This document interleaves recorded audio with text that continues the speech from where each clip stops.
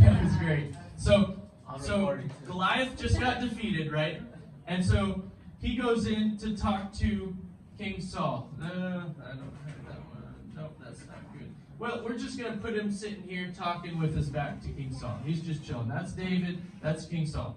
Okay, so they're talking, and he's like, thank you very much. Very glad. And King Saul has a son and 2 daughters. Okay, so who's his son? Everybody say Jonathan. Jonathan. Hey, that's your dad's name.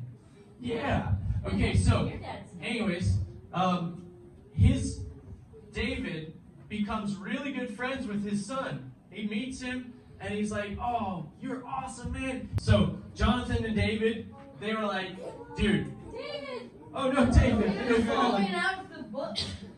Okay. So I need Logan. Logan, come here. And Elijah, come here. Okay. You're brothers, right? You're brothers? Yes. Do you guys live together in the same house? Yes. Do you love each other? Yes. Give each other a hug. Show me. Give a hug. Brother hug. Oh, is that a hug? Okay, all right. So, now, hold on, Mary, now. Now, Mateo, come here. Come up here. Stay up here, Logan. Stay up here, Elijah. Okay. Now, are you guys friends? Yeah? You are friends? Okay, now imagine this. You guys become so best of friends that you become like brothers, like a family. So that's what was going down with David and Jonathan. But pretend like this. Thank you, Elijah. You may sit down. So pretend like this. You guys are talking and you're like, here, actually turn this way so everybody can see you. So you're talking and you're like, dude, you're my best friend. Say that. Dude, you're my best friend.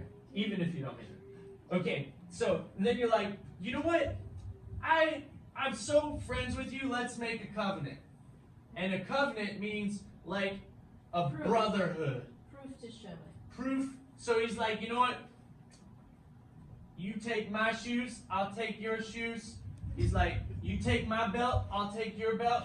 We're going to trade off items. He said, and they actually had swords and stuff too. He said, you take my sword, I'll take your sword. And they would do this other thing where they cut their hands.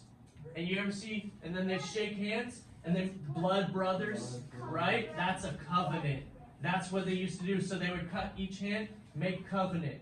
And that meant if anything ever happens to you, Mateo, Logan is going to fight for you to protect you forever and ever. If you lost your house, if you got beat up by somebody, he would be there to fight those bullies back. And then same thing for you. You would do that for him if he ever lost anything. And that's a covenant. Okay, you may sit down. Thank you very much. And so, And also that is folded over there. oh, thank you. We'll fix that And later. also one over there. I'm sure they got blown up by the wind. Okay, so, guys, covenant is important. Why do we shake hands with people? Good to meet you. It actually came from covenant. It actually came from cutting hands and being like, yes, we're together on this. And so if somebody ever were to kill Mateo or come after Mateo and they saw that cut scar on his hand, they would be in fear because they know that there's somebody who has made a covenant with Mateo. And if they kill Mateo, they're going to get hunted by the person that was in covenant, which was Logan. Does that make sense? That's pretty crazy. So Jonathan and David became covenant brothers. And they loved each other like best friends. I have a hugging one. Oh, is that them? That's great. All right, so Yeah, he's on David his and tippy Jonathan toes. make covenant, right? So now they're out, and Saul was like, you know what? We're gonna get you to marry. I want you to be my son-in-law. And son-in-law means you marry one of his daughters so that you're a part of the family. That was the Like promise. I married Pastor Annie, so now I'm Pastor Brian's son-in-law because now I'm part of his family. But why? It was last week, the prize for killing Goliath. Oh, that was the prize for killing Goliath. Now David, he was like, he didn't feel like he was worthy of it, and he was like, I'm too poor, and so he didn't feel like he was worthy of her. So he gave a person, I forget his name, the opportunity to marry her instead. And so this other guy marries his eldest daughter, right? And so, but David gets made a commander over Saul's stuff. So it's in the army, like, you know, they're battling and stuff. And so David ends up going to war and then coming back. And all right, everybody, you ready for your cue? You ready to sing your song? Let's sing the song together. 1, 2, 3.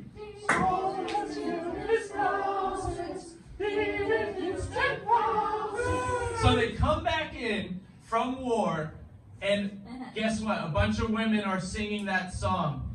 And Saul hears the song, and something happens to Saul. He feels a demon. He gets possessed. He gets possessed by a demon, and he gets angry. Because he... And mad. So next time they'll want to make him king. That's what he said. He's like, they're gonna make him king. So he's sitting there angry. He's possessed by a demon. And so back in the day, David used to play his harp, and it would soothe Saul, and it'd soothe him before. Well, now David's playing his harp, and guess what? Saul is so mad. He gets up from his throne, and he throws a spear at David. Whoa! Doesn't it feel a different way? Oh, but guess what? Guess what happens? An angel just goes boom and moves David, and it close shave. Oh, it just dodges. And David's like, "What, man? Get him out of here!" And he runs away. All right. I thought he was supposed to... And Saul's all angry. Saul's all, ugh, I want to kill him.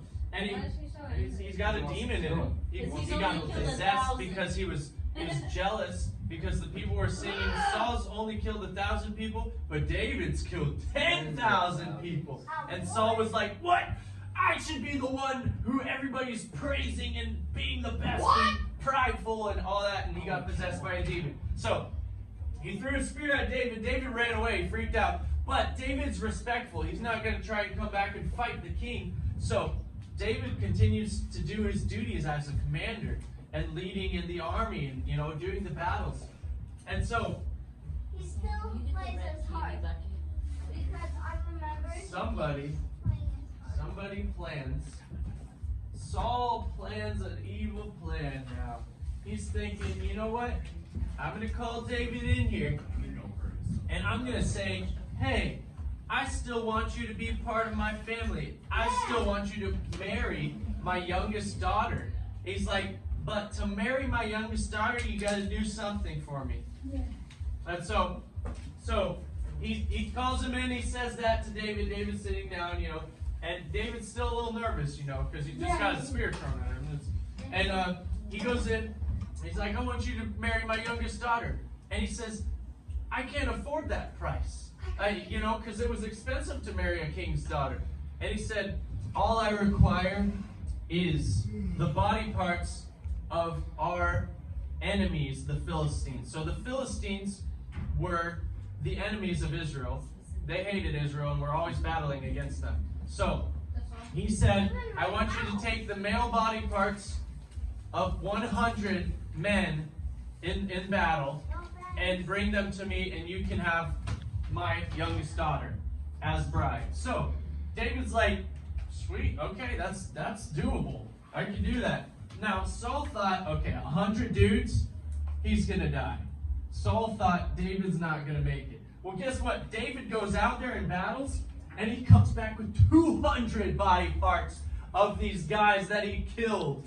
200 guys he killed. He's already had 10,000. And Saul's freaking out. And Saul thought he was gonna die. And so now he's back there, and he gets to marry. That's the right face, though. He's stunned. Yeah, he's stunned. And so David gets to marry. Everybody say Michelle. It was probably pronounced Michel. Everybody say Michel. And so Michal loved David very much, and Saul was very, very nervous now. He was angry and mad and scared because he's like, David's going to take this throne. My daughter loves him so much and all this stuff. Yeah. And that is where we're ending our